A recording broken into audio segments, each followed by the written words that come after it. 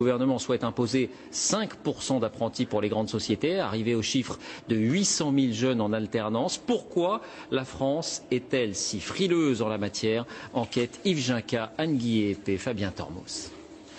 Alexandra L'Huillier n'a pas toujours travaillé dans la mécanique de précision. Elle se destinait à la restauration avant de tout laisser tomber pour devenir apprentie dans cette entreprise tourangère. À 21 ans, elle suit une semaine de cours, puis travaille 3 semaines à l'usine comme ajusteur-monteur.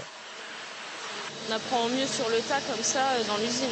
Donc si ça se passe bien, déjà on a un renouvellement de contrat de 8 mois, je ne compte pas. Donc déjà c'est bien, peut-être un CDI après, par la suite.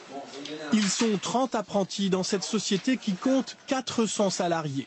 Des contrats de 1 à 3 ans payés entre 500 et 1000 euros net mensuels. En 2002, l'entreprise a carrément créé son propre centre de formation. À l'origine, la difficulté de recruter des ouvriers très qualifiés. Et depuis, ça marche. Chaque année, la moitié des apprentis est embauchée. Dans les métiers techniques, mais aussi dans les bureaux. Charlotte Daubé a 22 ans, elle fait un master en droit, 2 semaines à la fac, 2 semaines au travail, pendant une année. Moi, souvent, on me pose la question, mais tu fais quoi comme études? Apprentissage en master 2, en droit, ça paraît étrange. Mais finalement, pour moi, c'est la meilleure formule. J'espère trouver du travail ici. Hein. Après, on verra s'ils sont satisfaits de mon travail, si tout se passe bien.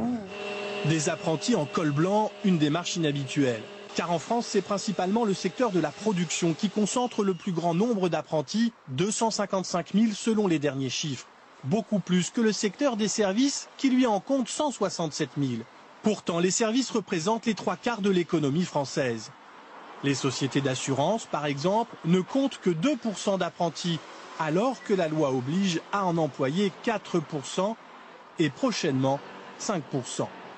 Les nouvelles dispositions prévoient même le doublement des amendes en cas d'infraction. Des amendes que le secteur de l'assurance préférerait éviter. Pour y arriver, son centre de formation des apprentis ne cesse de se développer. Ici, dans le quartier d'affaires de la Défense, ils sont 740 à apprendre leur futur métier. Beaucoup n'imaginaient pas se retrouver apprentis un jour.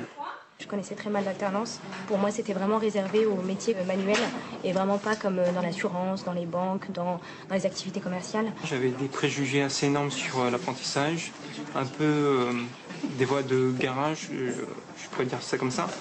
Mais suite à mon parcours en université, où il n'y a aucun suivi des élèves, j'ai vraiment radicalement changé d'opinion.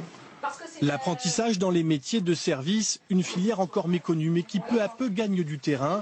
Dans les assurances, par exemple, le nombre de contrats en alternance a doublé en 7 ans.